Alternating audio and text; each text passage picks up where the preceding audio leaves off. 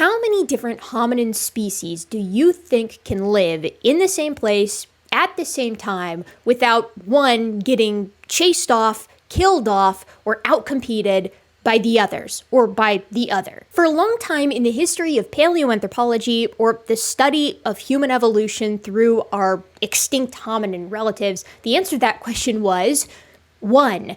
An environment can support one hominin species. You may remember from biology a concept called a niche or a niche. This is the ecological role that a species fulfills within its given environment. It's its job. I'm here to tell you right now, we don't care. Let me tell you something. We don't care. If the niche is the job, then the environment is the company, and various companies exist all across planet Earth that require similar jobs to be filled. So we have similar-looking species fulfill similar niches in environments all over the place, through space and time. In companies, you might have the accounting department, and the HR department, and the IT department, and the big bad CEO. In environments, you might have thin, fast predators, and bulky, large-bodied browsers, and fast little grazers, and huge ambush predators. Those roles, those jobs, those niches exist in many different environments, again, all across the world and all through time. Medium-sized grazer that is really common, a deer, and kangaroos. Huge herbivore that nothing can kill because of its size alone, elephant, sauropod. Garbage disposal omnivore, willing to eat absolutely anything. You got pigs, you got raccoons, you got macaques and baboons, you got me. But ecological niches are a little bit different from companies in a pretty major way. And that's that whereas in companies, you can just make up another role if you need to fill it, in environments, only one species can completely occupy one niche at a time. There can be overlap in niches, but that Venn diagram has to be a Venn diagram, not a circle. If two species are trying to occupy the same niche, one of two things is going to happen. Either one of them is going to win out, outcompete the other species, and that other species will be forced to expand its niche in a different direction or occupy another one entirely, evolving characteristics to exploit that new niche, or it's gonna go extinct. Like, you may have noticed that when you see pictures of African savannas, you've always got wildebeest and zebra in the same picture. They're always chilling out together. And the reason is because zebras will eat the tops of grass, and wildebeest will eat the grass that's left behind, the bottom portion. They're quite literally partitioning the grass itself. And, of course, they have adaptations for the specific portions of the grass that they specialize in. And this way, they avoid competing with one another, and they can both maintain their presence on the same landscape. An example that I'm a lot more familiar with is chimpanzees and gorillas. Two great apes that look really similar in a lot of ways, but have very different teeth and craniodental features that are related to what they eat. Chimpanzees are frugivores. Really, they're generalist omnivores, which means that their mouths, a lot like ours, have different teeth that do different jobs that complement their generalized diet. They've got incisors in the front for pinching, and canines for piercing, and premolars for shearing, and molars for grinding. Gorillas, on the other hand, are generally considered to be folivores. They specialize on leaves, and so as a result, they have shearing molars and premolars to slice up all of those leaves, and a big tall sagittal crest to anchor powerful chewing muscles so that they can spend all day chewing. But here's the thing. Gorillas don't actually like leaves all that much. When given the option, they'll pick a fruit every time. This is due to the classic biological rule that fruit rocks and leaves suck. They don't taste good. So you're asking the reasonable question, why do gorillas have adaptations for eating leaves when leaves suck and taste bad compared to the delectable sugary goodness of a fruit? Well, leaves are everywhere. You don't have to hunt for them or forage for them. You can reach up and grab a leaf and eat it. It's low in nutrients compared to a fruit, but you don't waste energy searching for it. In some places today, and I suspect it used to be a whole lot more common, gorillas and chimpanzees overlap. You can go to one national park and see both of them. When fruit is plentiful, both of them will happily sit in the same tree and eat the fruits because there's enough to go around, they don't need to compete. But when fruit goes out of season, if gorillas preferred fruit and specialized in fruit as chimpanzees do, we now have a problem. They're both competing for the same resource that is scarce. The solution for gorillas is simple. Don't compete with the chimpanzees for the fruit. Fall back on the leaves, which are everywhere. How cool! We have a sort of seasonal niche partitioning between the generalist frugivore/omnivore and the specialist folivore. Quick question. What is the ecological niche of a hominin? If you are familiar with the history of humans studying ourselves and the attitudes of narcissism and megalomania that often surround that, then you will know that also historically, the hominin niche is badass, big-brained, tool-using environmental dominator, which has no equal. I hate to do it, but I will do it. I would give myself an A+. Is that enough?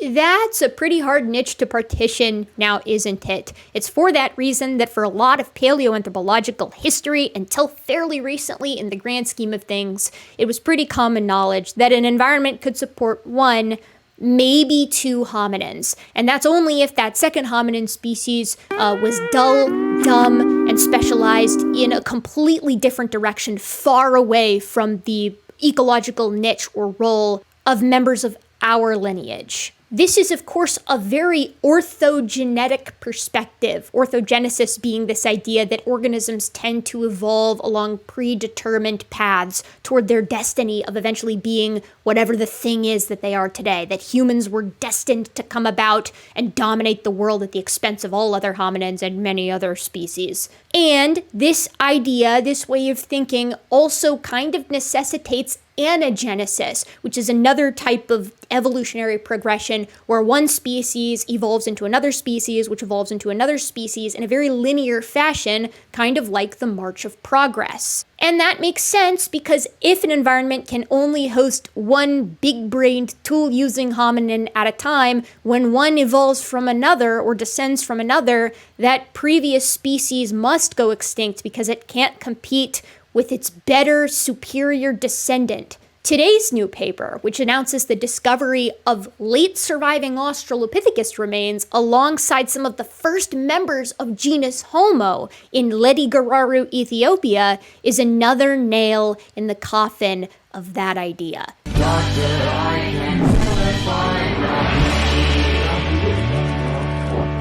My gentle and of course very modern apes, my name is Erica, this is my channel Gutsickgibbon, and after that long-winded intro, I'm here to tell you about a pretty fantastic new discovery, again out of Ledi-Geraru, Ethiopia, reporting on the contemporaneity of Australopithecus and the very first members of genus Homo. That wasn't supposed to happen. Okay, let's take a step back. The march of progress as an accurate depiction of human evolution has been out of style for a very long time now. It's not like people saw this discovery and they were like, oh my god, anagenesis destroyed. We've known this for some time.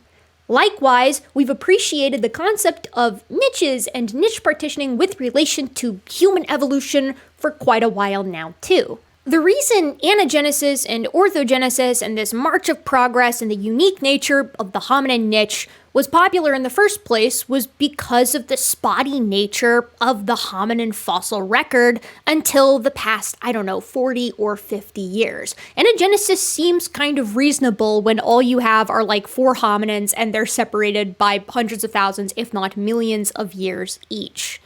And of course, there is the ever-present thread of human exceptionalism, which is hard to shake when you are the species you are studying. Now, the one hominin rule was actually busted pretty early, much earlier than you would think given its lasting impact to today. As a quick recap, for those of you who might not know, Humans and our closest living relatives, the chimps and bonobos, split from one another around 7 million years ago. The first relatives of both of us after that split, the oldest relatives, would have looked really similar to one another, and this is what we see in the hominin fossil record. The earliest hominins have smaller canine teeth than perhaps they should. They're losing their canine P3 honin complex, and because they were, in all likelihood, upright in the trees, they developed bipedalism long before they developed big brains. By about 4 million years ago, we see the emergence of perhaps one of the most famous hominin genera, Australopithecus. This is the genus that Lucy's species belongs to. These guys were upright when they came to the ground. They had the full suite of characteristics to denote a terrestrial biped, but they still spent a lot of time in the trees as evidenced by the arboreal characteristics that they maintain.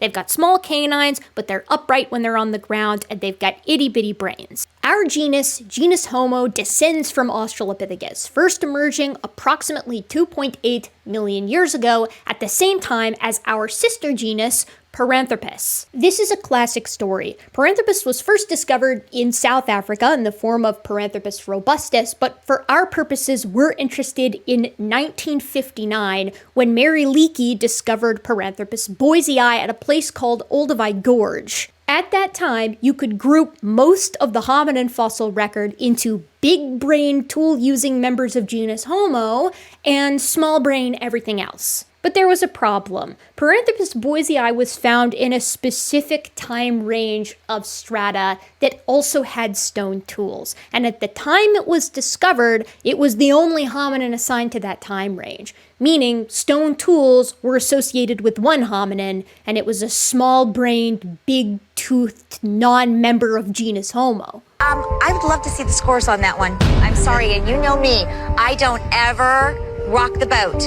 But that... Now, Paranthropus was an upright hominin like Australopithecus before it, so it had that going for it. But everything else about it was just in stark contrast to the characteristics that are coincidentally all found in genus Homo that we typically associate with tool use. Paranthropus didn't have a big brain. It had huge teeth instead of small teeth. It was pretty snouty, pretty prognathic compared to members of genus Homo. It didn't really fit.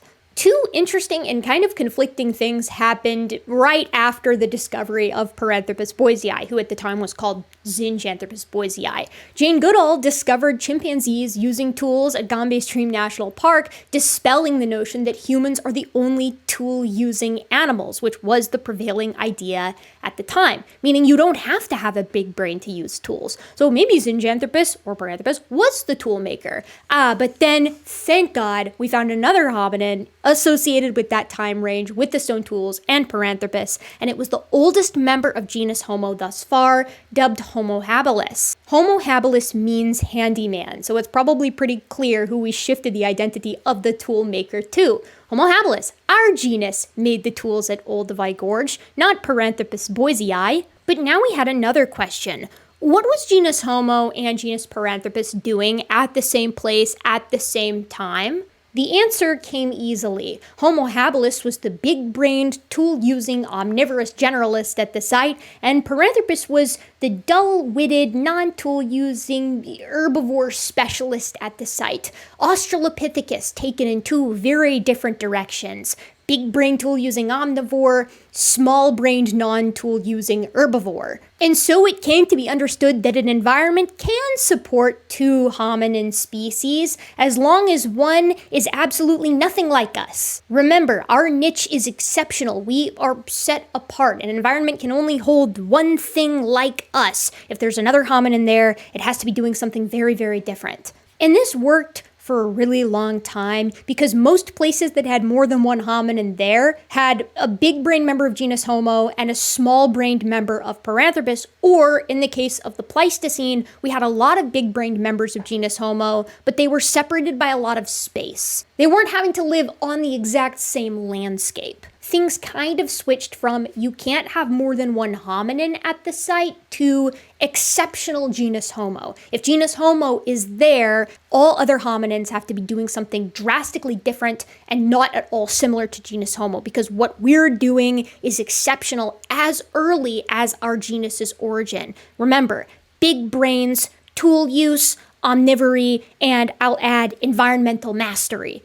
You can think of it as like an orthogenetic, anagenetic march of progress still, where Australopithecus begets the mighty genus Homo, and you have sort of these offshoots of other hominins, and they're technically hominins, but they're doing things that are so different from what genus Homo is doing that they don't take up too much space to create problems. They hang out on the sidelines. From 1960 onward, that idea would slowly erode away in the face of the never-ending cavalcade of new hominin species being discovered and associated behaviors. In between 1990 and 2010, 3 small-brained hominin species, only one of which was a member of genus Homo, were discovered to have used tools: Australopithecus afarensis, Kenyanthropus platyops, and Homo floresiensis. Their brains were collectively 2 to 3 times smaller than anatomically modern humans, showing us that no, you don't need to have a huge brain to manufacture stone tools. More skulls and crania from early members of genus Homo, including Homo habilis, Homo rudolfensis, Homo erectus, or if you'd like, Homo ergaster, Homo georgicus, and Homo erectus, were discovered with individuals having brain case sizes that were within the Australopithecus range, supporting again the notion that being a member of genus Homo isn't defined by how big your brain is. These guys all had genus Homo style faces and teeth and bodies. They just had little brains. Meat eating was found associated with Australopithecus in the form of cut-marked bones, and stone tools were found associated with Paranthropus remains, suggesting that this opportunistic omnivory wasn't unique to genus Homo alone. So we look back to Homo habilis, our tool-using, big-brained omnivore generalist, and ask, what makes it unique? In the early 2000s, paleoanthropologists asked this question, and some argued that what we should actually do is define genus Homo by modern behaviors primarily, which would effectively boot these small-brained early members of genus Homo to genus Australopithecus. This gridistic approach would be arguably kneecapped by time and discoveries too, as clear members of later genus Homo were discovered who didn't meet all of the criteria outlined. Between 1960 and 2020, the number of recognized hominin species more than doubled, and many of these species overlapped in space and time. In the cradle of humankind in South Africa between 1.9 and 2 million years ago approximately, early members of Homo erectus, Paranthropus robustus, and late surviving Australopithecus in the form of Australopithecus sediba all lived at the same time within a stone's throw of one another, albeit not all at the same site. Meanwhile, in eastern Africa, which is thought to be the place of origin for both Paranthropus and genus Homo, we find Australopithecus garhi at around 2.6 million years ago, and the origin of Paranthropus and Homo at about 2.8 million years ago. But while we find Homo and Paranthropus at the same site, we don't find Australopithecus with Homo at any sites, or Australopithecus and Paranthropus at any sites. Until now. This paper, published in Nature, is appropriately titled New Discoveries of Australopithecus and Homo from Ledi-Geraru, Ethiopia, by Ville and colleagues. Ledi-Geraru is a famous site because it is where we find the oldest remains of genus Homo. Several years ago, the Ledi-Geraru mandible was published and assigned to genus Homo, although not to Homo habilis, marking the origin of our genus at 2.8 million years ago, as opposed to what we previously considered the oldest material from genus Homo, which was about 2.5, 2.6 million years ago. But, and this is going to be important for later, some scholars considered that mandible to be kind of contentious due to its scrappy nature. Perhaps it didn't belong to genus Homo, but to something else. That idea is also about to get punted. As always, we will begin here with our abstract. The time interval between about 3 and 2 million years ago is a critical period in human evolution. This is when the genera Homo and Paranthropus first appear in the fossil record, and a possible ancestor of this genera, Australopithecus afarensis, that's Lucy's species, disappears. In Eastern Africa, attempts to test hypotheses about the adaptive context that led to these events, that is to say, the origin of genus Homo and Paranthropus, are limited by the paucity of fossiliferous exposures that capture this interval. Here, we describe the age, geological context, and dental morphology of new hominin fossils recovered from the Ledi-Geraru Research Project area, Ethiopia, which includes sediments from this critically underrepresented period.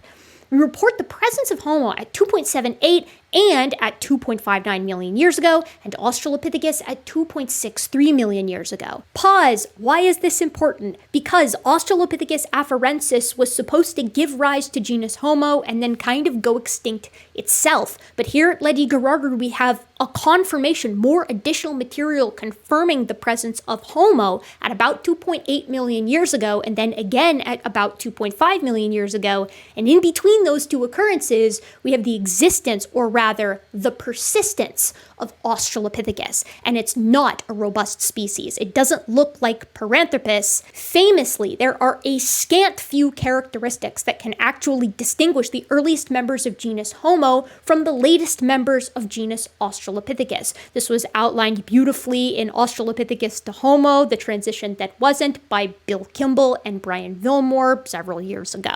Now, I know what you're saying. Some of you out there are nerds and dorks and are saying, but Erica, what about Australopithecus garhi? Australopithecus garhi. That's how he would say it. In the good timeline, he became a paleoanthropologist. Australopithecus garhi is also a late surviving member of genus Australopithecus from about 2.5 million years ago, also in Eastern Africa, also in Ethiopia. So why then is this a big deal? Because the authors, quite competently in my opinion, make the case that this is not Australopithecus garhi. What that means is that you now have genus Homo, genus Paranthropus, and two species of Australopithecus at the same time. That's not 3 hominins like in South Africa, that's 4, which is more. Now, they're not all found at the same site, and Paranthropus aethiopicus, or Paranthropus in question, is quite a bit further away than the other 3, but this is 4 distinct hominins, some of which are found in the same place at the same time, but all 4 being bracketed within a mere 300,000 years, which is not enough time for one to evolve into the other. That's 4 distinct lineages at the very least. So what species are we looking at? Well, only 2 with full names. We have Australopithecus garhi at 2.5. We have Paranthropus aethiopicus at about 2.7. We have mystery genus Homo member from 2.8 to about 2.5. And we have mystery Australopithecus at about 2.6. What the hell is happening? Let's continue.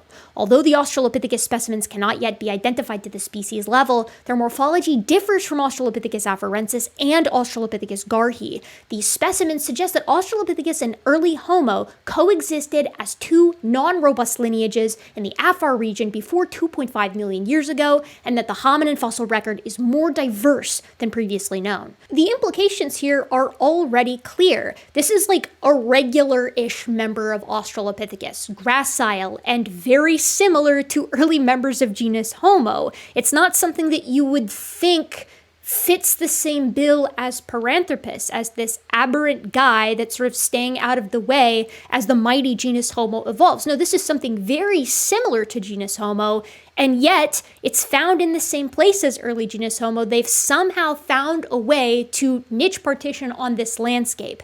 That's hard to explain since late members of Australopithecus are so similar in so many ways to early members of genus Homo. Or at least it's hard to explain if genus Homo's niche is as exceptional as it's always been sort of painted as. More on that later. Accordingly, there were as many as 4 hominin lineages living in Eastern Africa between 3 and 2.5 million years ago. Early Homo, Paranthropus, Australopithecus garhi, and the newly discovered Ledi-Geraru Australopithecus. So, this is a sexy claim. Let's take a look at these fossils themselves and take a look at the analyses they did and take a look at their conclusions, and then we'll see what we think. So first, where are these fossils found? We've talked about how they're in Ethiopia, but where are they specifically? These fossils come from a locality called the Afar Triangle. You can see it here. It makes a little triangle, and they're all quite close together, and not in a dissimilar way to what we see in the cradle of humankind in South Africa. Here are our new fossils from Ledi-Geraru. All teeth, of course, teeth preserved better than almost anything else thanks to the durability biochemically of enamel. We have the LD760 assemblage, so all of this is presumably from the same individual. Then we have LD302, LD750, and AS100. And to double check to make sure that we're properly identifying who comes from who, 760 is from Australopithecus, so this is our new Australopithecus species here with LD760, whereas LD302 is provisionally assigned to genus Homo, LD750 similarly to this new Australopithecus, and AS100 also to genus Homo. So Australopithecus here, Homo here, and Homo here. For comparison, here's the Ledi-Geraru mandible. It's similarly scrappy, but it does preserve more of the teeth, and they are in the mandible, so it's not like a bunch of isolated teeth all on their own.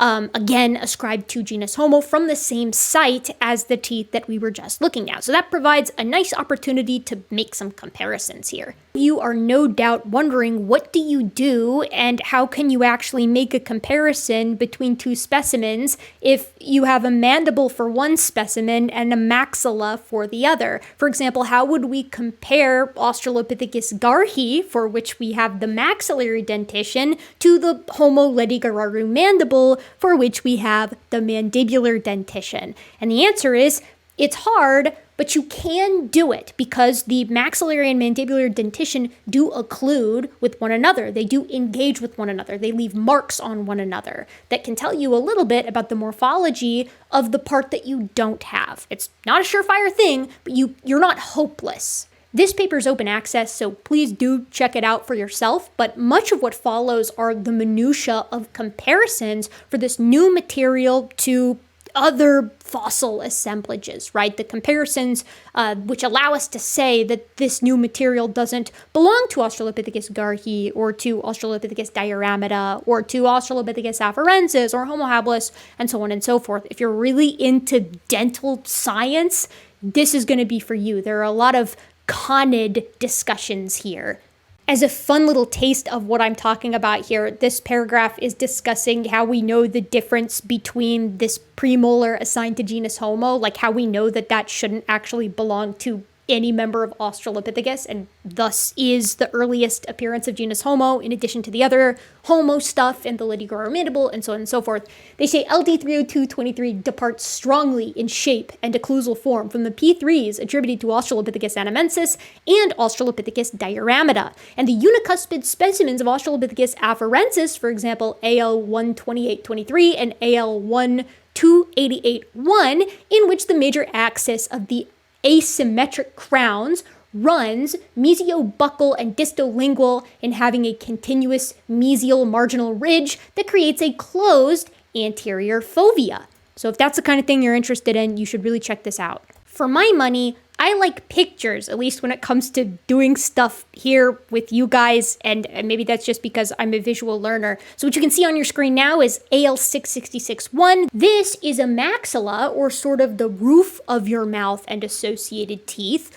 of Homo habilis. Now, the new assemblage contains both maxillary and mandibular teeth from this proposed new species of Australopithecus and the classic early member of genus Homo, so we can compare those teeth to any maxilla, so again the roof of the mouth and the associated teeth, and any mandible, so the jaw and the associated teeth, from other known assigned species like Australopithecus afarensis, Australopithecus garhi, Homo habilis, as we see here, and so on and so forth. And fortunately, the wonderful folks of this new paper provided us with this absolutely superb comparison just so we can see them all side by side. AL666-1, that's Homo habilis. It's got this little sort of rhomboidal shape to this molar here, and it's right there next to the new material, which has that same rhomboidal shape.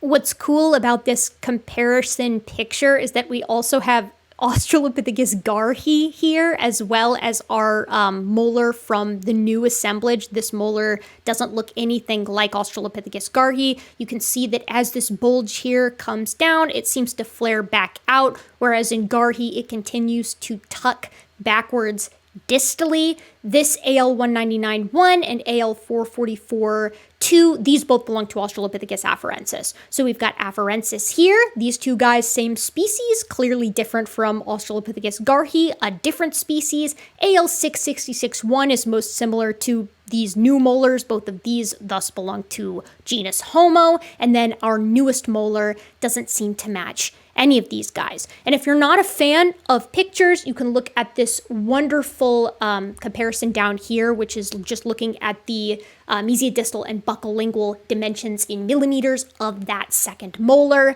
and plotting it in shape space to see where everything lands. And indeed, our little magenta star here plots primarily within the size range of genus Homo. So we can say check on the presence of genus Homo at Ledi-Geraru in the form of these new teeth and the Ledi-Geraru mandible at 2.8 approximately million years ago. Check. But what can we say about this proposed new species of Australopithecus? Is it actually a new species? That's one of the central points of this new paper, so let's see what they have to say. Here we have the LD760 molars compared to Australopithecus afarensis. So our proposed Australopithecus that's new is here on the left, and Australopithecus afarensis, Lucy species, is here on the right, and you can compare the first molar, the second molar, and the third molar here to see if you notice any differences. I think most people can place spot the difference with this and say that the biggest differences are in this first molar. We've got a nice square shape for our newest Australopithecus, whereas you've got this sort of tapered square for Australopithecus afarensis. And in fact, spoiler alert, that's exactly what the paper points out. We've got these little round cusps here on either side, giving it this popcorny looking appearance, as well as the tapering pointed out clearly there in orange. The canines, too, are compared in the next figure with our brand new, just beat to hell, Ledi-Geraru Australopithecus canine here, compared to Australopithecus afarensis canines in lingual and labial view. So the lingual view is like the tongue side view, and the labial view is the lip side view, basically front and back, or rather back and front here. Pictures. The distinct maxillary canine morphology is compared here between Australopithecus afarensis and Australopithecus garhi, who's got this, again, very distinctive kind of basin here. And you can see that as compared to the best view, I suppose, that they wanted to use for the new material. The bottom line is, the canine is distinct. I know that's all you care about. Before we get to conclusion here, quick sidebar, because I know you're thinking it and it's a fair thought to have. These are such subtle differences in the teeth. Why on earth would we use such little differences in the teeth to denote major species level differences? Why can't we just say that this is variation within individuals and that most of these guys probably do belong to the same species? So I spent a lot of time looking at the canine teeth of primates, but the canines are often still embedded in our specimens in the maxilla or in the mandible. So I spend a lot of time looking at all of the teeth of a lot of different primate species. And I'm here to tell you, and I've checked this with other paleoanthropologists and primatologists and comparative morphologists, if you were to take the isolated canine tooth of 5 different guinins, or arboreal cercopithecoid monkey, and you were to give them to me, I would not be able to place them at the species level. I especially wouldn't be able to do it with their molars, and I would have great difficulty doing it with their entire skeletons. And yet, these are in fact distinct species. We could do the same thing with 3 different species of baboon. You could look at Papio hamadryas, Papio papio, and Papio anubis, and you could give me their crania, and it would probably be a little bit easier with baboons than it would be with arguinins, but it would be extremely difficult to actually parse them out into species, despite the fact that when their skin and bones and muscles are on them, and their coat color and behavior is evident, as well as where they actually live and how they range, it is abundantly clear that we are looking at distinct species. What I'm trying to say is, we consider a lot of different populations to have speciated well before their differences are recorded or evolved in their bones. We see changes in behavior before we see changes in morphology a lot of the time. The bones are going to give you a lot of information, but we are probably always going to be underestimating the amount of species that we're looking at rather than overestimating them. Meaning, the fact that there are minute differences evident in the teeth tells us that we probably are looking at two distinct species, so long as we can account for intraspecific variation, which is something that is like a given. Like, this is something that paleoanthropologists always must do. So let's begin to sort of summarize ourselves here. They say the existence of Homo at Ledi-Geraru by about 2.8 million years ago was previously established by the Ledi-Geraru mandible. The new dental material from the Asboli area, as well as the LD30223 premolar described here from the Gurumaha sedimentary package, provide additional evidence of Homo prior to 2.5 million years ago. So, Homo at 2.8 million years ago, that being the earliest members of genus Homo, at Ledi-Geraru in Ethiopia, confirmed. Check. That is now our oldest member of genus Homo. The Ledi-Geraru mandible is no longer controversial in the light of these new findings. 2, we have a new species of Australopithecus, at least looking at the quantitative and qualitative characteristics of the teeth that we have. They don't seem to neatly fit in with anything else that's already been established. So what exactly does this mean for human evolution? What are the potential phylogenetic scenarios for the LD750 premolar and the LD760 teeth? Well, the authors outline it for us here, and then they're going to give their perspective on what they think is probably the most parsimonious. The first scenario is that these new Ledi-Geraru australopiths represent a late surviving population of Australopithecus afarensis. So the new teeth are not actually from a new species, they're just late surviving Australopithecus afarensis that has evolved outside of the previous range that we appreciate. They say the Leodoita sample is approximately 350,000 years younger than the last appearance of Australopithecus afarensis, so potentially maybe we could evolve that kind of change in that amount of time,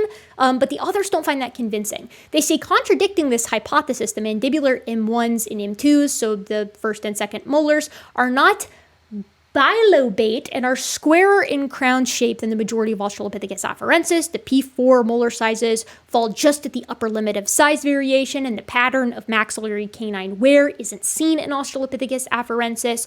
Accordingly, if they are Australopithecus afarensis, they're capturing a lot of evolutionary change within the lineage. The resemblance between the Leodoita Australopithecus specimens and Australopithecus afarensis are simpliciomorphic. That's an important note.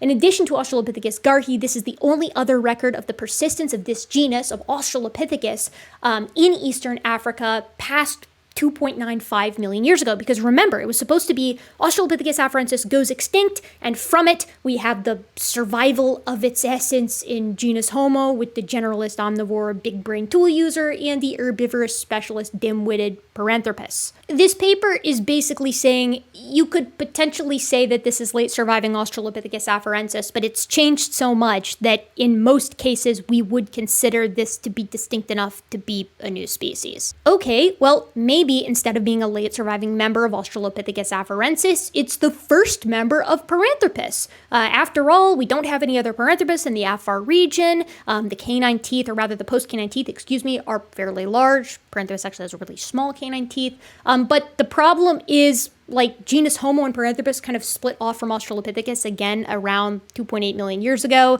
This is at 2.6, and also we have older members of Paranthropus in the form of Paranthropus aethiopicus by 2.7 million years ago in Kenya. Then they say, moreover, the Leodoita teeth share no synapomorphies with Paranthropus or share derived characteristics, and megadonty is common in early hominin lineages, and it's in other members of Australopithecus. It's not like a defining characteristic of Paranthropus, so it's probably not an early member of Paranthropus. Okay, well, maybe these teeth are actually early representatives of Australopithecus garhi. Maybe they're just Australopithecus garhi. Accepting this hypothesis would require that Australopithecus garhi includes very different canine and maxillary forms.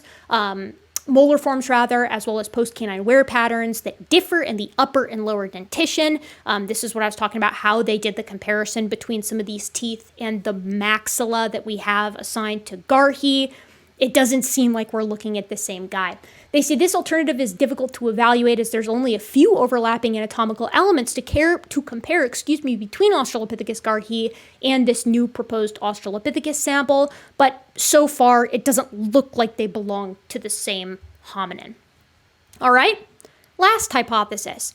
The Leodoita teeth are a previously unknown species of Australopithecus from the early Pleistocene. This hypothesis is the only alternative that offers no contradictions with the data presented in the previous three hypotheses. Let's read some of our conclusion here and then give our own conclusion. The Ledi-Geraru fossils described here demonstrate that there were at least 3 lineages in the Afar region between 3 and 2.5 million years ago: Homo, Australopithecus garhi, and the new Australopithecus from Ledi-Geraru. And I'll add that in Eastern Africa, we also have Paranthropus, actually quite close in the grand scheme of things to these other guys, so we can kind of say 4 hominin lineages. The diversity of hominins in the interval around 2.5 million years ago demonstrates the ways in which evolution was experimenting with the overall hominin pattern. In addition to these Afar region hominins, Australopithecus africanus in South Africa and Paranthropus is found in Kenya, Tanzania, and southern Ethiopia by this time. The apparent absence of Australopithecus after approximately 2 million years ago in Eastern Africa means that only 2 hominin genera remained, Homo and Paranthropus, and these were well differentiated in terms of their dietary ecology. Moreover, the discoveries of Australopithecus and Homo at Ledi-Geraru between 2.78, call it 2.8, and 2.6 million years ago reveal a drier and more open habitat was not uniquely associated with the appearance of Homo, raising intriguing questions about niche breadth and landscape use amongst early hominins, including why Australopithecus was able to survive in the Afar region alongside Homo until at least 2.5 million years ago, and whether Paranthropus was competitively excluded from the Afar region by late surviving Australopithecus, filling a similar niche. How many hominins does it take to max out the hominin capacity in any given environment? At least 4. At least 4. This is important for more reasons than just the earliest evidence of genus Homo confirmed at 2.8 million years ago and a new species of Australopithecus in existence with that member of genus Homo, because this shows us that there is not a single period of time, evidently, in the history of hominin evolution, with the exception, perhaps, of the last 50 or so thousand years, where whatever our lineage was doing was so unbelievably unique that it pushed other hominins into extreme niches. In my opinion, this tells us not that many other hominins found ways to eke out a living alongside an extreme, big-brained, tool-using, omnivorous, generalist hominin that would eventually yield us, but rather our niche wasn't that extreme, and it wasn't that extraordinary on the landscape. The evolutionary pressures surrounding our genus's origin and the first members of that genus, in actuality, were fairly ordinary. We weren't the only hominins with brains that were growing larger. We weren't the only hominins using tools. We weren't the only hominins exploiting meat and broader dietary resources. And this trend continues, from that point all the way again into the relatively recent past. And we could sit here and quibble about why humans are the only hominins remaining. Maybe it does have something to do with something recent that modern Homo sapiens seem to have figured out. I'm not sure. But what I do feel comfortable saying is that for the majority of the history of hominin evolution, the landscape could support many hominins. And the reason is because there isn't a hominin niche. There are hominin niches. That's a huge blow to orthogenesis and anagenesis and human exceptionalism, in my opinion, because it shows that yet again, what we were doing for the overwhelming majority of our history was not substantially different than other groups of animals. We niche partition, just like gorillas and chimpanzees do. But I will say, I do think it's really cool that we've got a brand new species of Australopithecus. I'm so eager to hear what they end up calling it, and what they end up calling the early member of genus Homo, too. If that early member of genus Homo will just become Homo habilis, I'm not sure, but I think that the new Australopithecus species is quite distinct, so I suspect it will end up getting its own species name. But I like that they didn't give it one, because the remains that we have of it are so scrappy, at least as it stands. So I know some of you are probably wondering this. Why does the thumbnail have a full artistic rendering of this new Australopithecus species? And the reason is because whatever it looked like, it was probably extremely similar to Australopithecus afarensis or to Australopithecus garhi, for which we have a ton of remains between the two of them and have a very good idea as to what they looked like. My wonderful thumbnail artist Ville Sinkkonen and I went back and forth coming up with what this thumbnail should look like, and we settled on an encounter between early member of genus Homo and this mystery Australopithecus, and it pulls its lips back to reveal the teeth that we now have in our possession, and the early member of genus Homo wonders, is this a fear grimace or is it a more familiar smile? If you like what I do here on this channel, please consider supporting me in the free way, which is liking and commenting and subscribing. If you want to make sure you don't miss videos from me, which a couple of people have told me they have been missing, I can't begin to divine how the YouTube algorithm works. You can click the bell. Apparently that lets you know when the videos actually come out. So please do that if you like what I do. It helps boost the channel in the YouTube algorithm and suggest these videos to other people who might find them interesting. If you want to support me in a more financial way, you can join my Patreon. Patrons, when I'm on top of things, get early access to videos, but they do always get their names at the ends of each video. So I would like to thank you from the bottom of my gentle and of course very modern heart for being such a curious primate, and I'll see you real soon next time.